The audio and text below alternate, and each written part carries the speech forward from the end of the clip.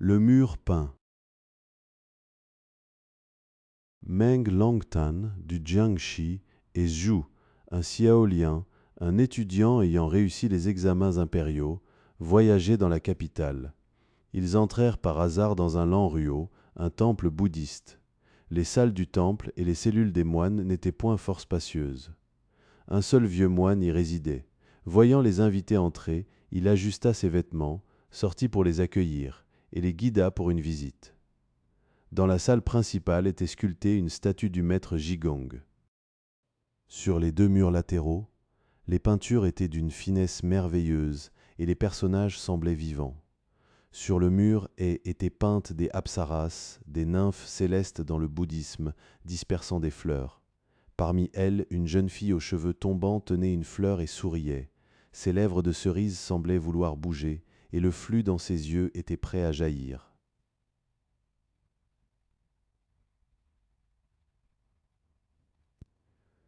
Zhu la regarda longuement, et sans s'en rendre compte, son esprit fut ébranlé et son âme ravie.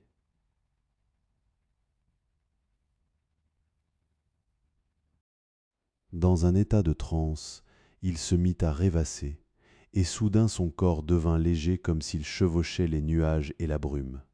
Il se trouva déjà sur le mur. Il vit des pavillons et des salles en multiples couches, qui n'appartenaient plus au monde des mortels. Un vieux moine prêchait la loi depuis une chaire, et beaucoup l'entouraient, l'épaule découverte. Zhu se tenait également parmi eux. Un peu plus tard, il lui sembla que quelqu'un tirait discrètement sa robe. Se retournant, il vit la jeune fille aux cheveux tombants qui lui souriait. Elle enleva ses chaussures et partit, et il la suivit. Ils passèrent par une balustrade sinueuse et entrèrent dans une petite maison. Il hésita et n'osait avancer. La jeune fille se retourna, leva la fleur qu'elle tenait dans sa main, et de loin lui fit signe de s'approcher. Il s'avança donc vers elle. Dans la maison, il n'y avait personne. Il l'étreignit aussitôt, et elle ne résista point fortement. Ils eurent donc des relations intimes. Peu après, elle ferma la porte et partit, lui murmurant « Ne toussez point ». Elle revint la nuit, et cela se reproduisit ainsi pendant 2 jours. Les compagnes de la jeune fille s'en aperçurent, fouillèrent et trouvèrent Zhu. Elles s'exclamèrent en plaisantant à la jeune fille « L'enfant dans ton ventre est déjà bien grand, et tu gardes encore tes cheveux bouclés comme une jeune fille ?» Elles apportèrent ensemble des épingles à cheveux et des boucles d'oreilles, et la pressèrent de faire le rite du chignon. La jeune fille, toute honteuse, ne souffla mot. L'une d'elles suggéra « Mes sœurs cadettes et aînées, ne restons point trop longtemps ici, de peur que l'on ne soit mécontent. » Elles rirent toutes ensemble et s'en allèrent. Zhu regarda la jeune fille. Son chignon était haut et élaboré comme un nuage, avec des ornements en phénix suspendus bas. Elle était encore plus belle que lorsqu'elle avait les cheveux tombants. Regardant autour d'eux et voyant qu'il n'y avait personne, ils s'abandonnèrent progressivement à des ébats plus intimes, et le parfum des orchidées et du mus embauma leur cœur. Le plaisir n'était point encore terminé, lorsqu'ils entendirent soudain le bruit violent de bottes ferrées, le tintement des chaînes, puis des voix confuses et des disputes. La jeune fille, effrayée, se leva, et avec Zhu, ils regardèrent discrètement.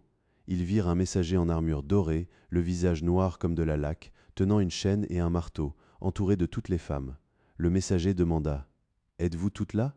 Elles répondirent en chœur « Nous sommes toutes là. » Le messager tonna « S'il y a quelqu'un qui cache une personne du monde inférieur, qu'elle se dénonce immédiatement et qu'elle ne s'attire point de malheur. » Elles répliquèrent d'une seule voix « Il n'y en a point. » Le messager se retourna et regarda avec surprise, semblant vouloir chercher quelqu'un de caché.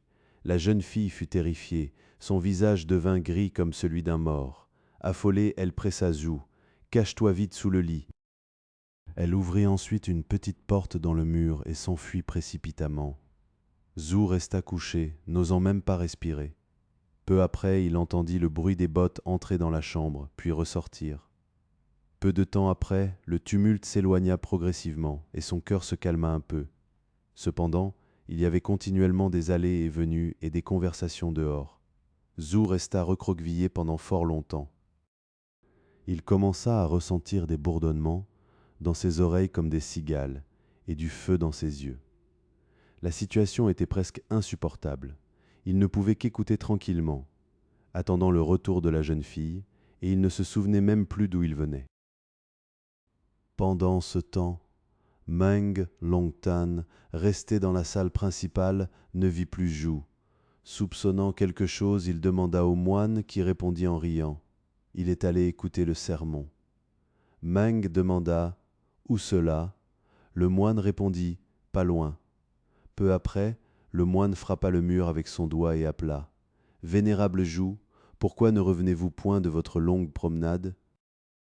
Aussitôt, ils virent apparaître sur le mur l'image peinte de Zhu, penché, l'oreille tendue, debout, semblant écouter attentivement. Le moine appela de nouveau. « Votre compagnon de voyage vous attend depuis longtemps. » L'image de Zhu flotta alors et descendit du mur. Il avait l'air découragé et raide comme du bois, les yeux fixes et les jambes molles. Meng fut grandement effrayé et lui demanda calmement ce qui s'était passé. En vérité, Zhu venait de se cacher sous le lit, et ayant entendu le bruit de frappe comme le tonnerre, il était sorti de la chambre pour écouter discrètement. Ils regardèrent ensemble la femme qui tenait la fleur. Son chignon en spirale était maintenant relevé, et elle n'avait plus les cheveux tombants. Zhu, surpris, s'inclina respectueusement devant le vieux moine et lui demanda la raison de tout cela. Le moine répliqua en riant. « Les illusions naissent du cœur humain. Comment un vieux moine comme moi pourrait-il les expliquer ?» Zhu resta muet de frustration et ne put se réjouir. Meng, le cœur effrayé, ne savait que faire. Ils se levèrent immédiatement et descendirent les marches pour sortir. L'historien étrange dit « Les illusions naissent du cœur humain. Cette parole ressemble à celle d'un homme ayant atteint le Tao.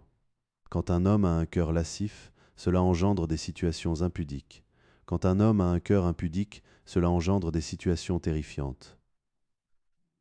Le bodhisattva éclaire les ignorants par 1000 illusions, mais toutes sont créées spontanément par le cœur humain lui-même. » Le vieux moine avait un cœur compatissant et pressé de sauver les âmes, mais hélas, Zhu n'entendit point ces paroles pour atteindre la grande illumination et ne quitta point ses cheveux longs pour entrer dans la montagne. Le jet d'eau. Lorsque M. Song Yushu de Laiyang occupait une fonction au ministère, il louait une résidence fort délabrée et abandonnée. Une nuit, 2 servantes accompagnèrent la Taille-Furaine, la vénérable dame, titre honorifique pour la matriarche, pour dormir dans la salle principale. Elles entendirent dans la cour un bruit semblable à celui d'un couturier qui crache de l'eau. La vénérable dame pressa les servantes de se lever, et par un trou dans la fenêtre, elles regardèrent discrètement. Elles virent une vieille femme de petite taille et bossue, avec des cheveux blancs comme un balai, coiffée d'un chignon d'environ 2 pieds de long. Elle courait en cercle autour de la cour, marchant rapidement d'un pas de grue, et tout en marchant, elle crachait de l'eau sans interruption. Les servantes, stupéfaites, retournèrent en informer la vénérable dame. Celle-ci se leva également, effrayée, et avec les 2 servantes, elles se rassemblèrent sous la fenêtre pour observer. Soudain, la vieille femme s'approcha de la fenêtre et cracha directement à travers les barreaux. Le papier de la fenêtre se déchira, et toutes les 3 tombèrent évanouies, sans que la famille ne s'en aperçût. Lorsque l'aube arriva et que toute la famille fut réunie, ils frappèrent à la porte sans obtenir de réponse, et commencèrent à s'inquiéter. Ils forcèrent donc la porte et entrèrent. Ils découvrirent alors la maîtresse et les 2 servantes, toutes 3 mortes dans la même pièce. L'une des servantes avait encore le torse tiède. Ils la soutinrent et lui firent boire de l'eau. Après un certain temps, elle reprit conscience et raconta ce qu'elles avaient vu. Lorsque M. Song arriva, il fut si accablé de chagrin et de colère qu'il voulut en mourir. Il fit des recherches approfondies pour découvrir l'origine du mal. Après avoir creusé à plus de 3 pieds de profondeur, des cheveux blancs commencèrent à apparaître. En continuant à creuser, ils trouvèrent un cadavre correspondant exactement à ce qu'elles avaient vu. Le visage enflé et gras comme s'il était vivant. Il ordonna qu'on le frappât, et alors la chair et les os se putréfièrent complètement, et sous la peau, il ne restait que de l'eau claire. Le langage des pupilles,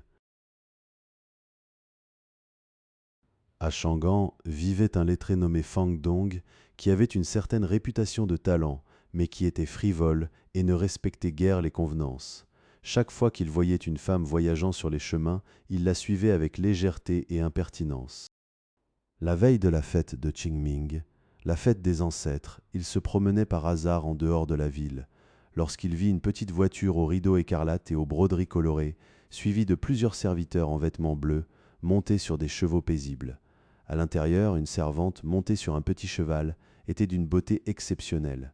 Il s'approcha discrètement pour mieux voir et aperçut que les rideaux de la voiture étaient grands ouverts. À l'intérieur était assise une jeune fille de 16 ans, au maquillage rouge éclatant, d'une beauté qu'il n'avait jamais vue de sa vie. Ébloui et captivé, il ne pouvait détacher ses yeux, la suivant tantôt devant, tantôt derrière, sur plusieurs lits. Soudain, il entendit la jeune fille appeler sa servante à côté de la voiture, s'indignant. « Baisse le rideau pour moi. D'où sort ce jeune homme effronté qui vient sans cesse m'épier ?» La servante baissa donc le rideau, et regardant Fang Dong avec colère, elle le réprimanda. « Ceci est la jeune épouse du 7e fils de la cité des Lotus qui rentre chez ses parents. Ce n'est point une femme de campagne que l'on peut laisser regarder impunément par un étudiant. » Ayant ainsi parlé, elle prit de la terre dans l'ornière de la roue et la lança au visage de Fang Dong, qui ferma les yeux, ne pouvant plus les ouvrir. Lorsqu'il parvint enfin à essuyer et à rouvrir les yeux, la voiture et les chevaux avaient disparu. Il retourna chez lui, surpris et inquiet.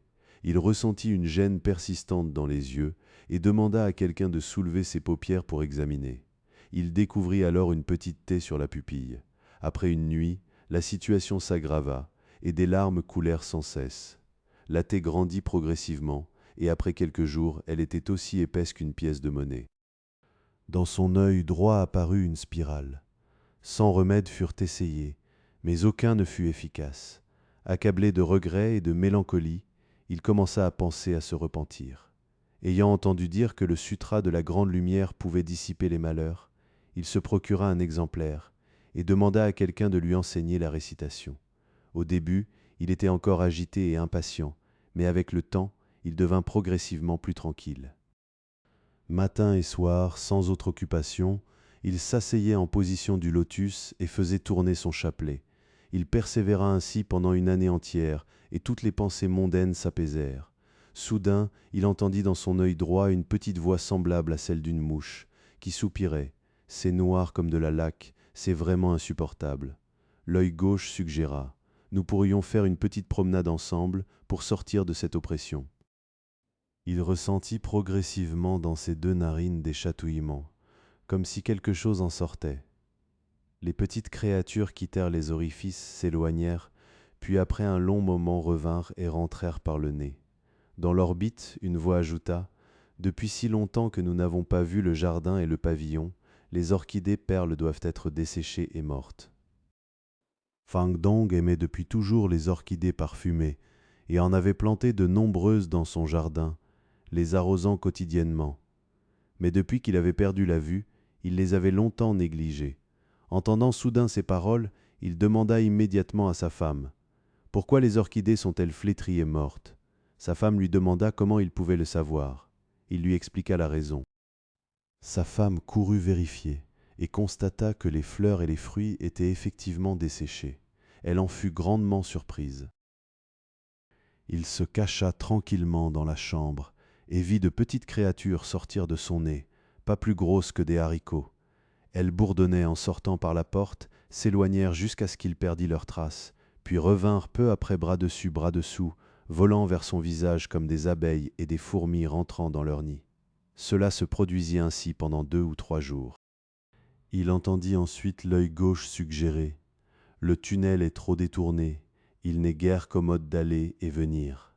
Il vaudrait mieux ouvrir notre propre porte. » L'œil droit répliqua « Ma paroi est trop épaisse, ce ne sera point facile. » L'œil gauche insista « Je vais essayer d'ouvrir, et nous serons ensemble. » Il ressentit alors dans son orbite gauche comme une déchirure.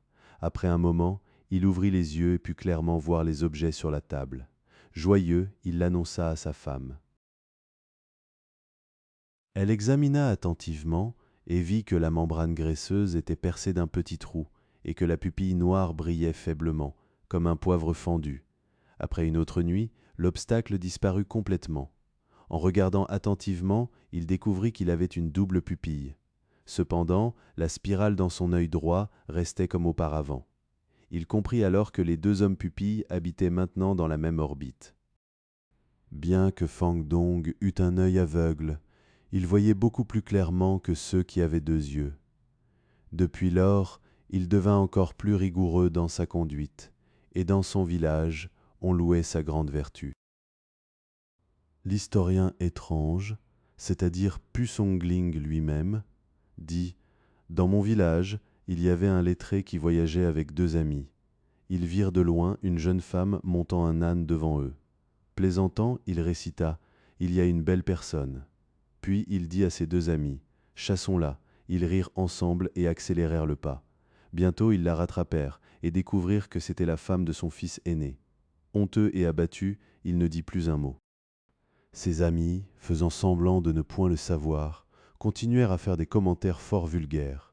Le lettré, embarrassé, dit avec hésitation « C'est la femme de mon fils aîné ». Chacun rit discrètement, et ils cessèrent.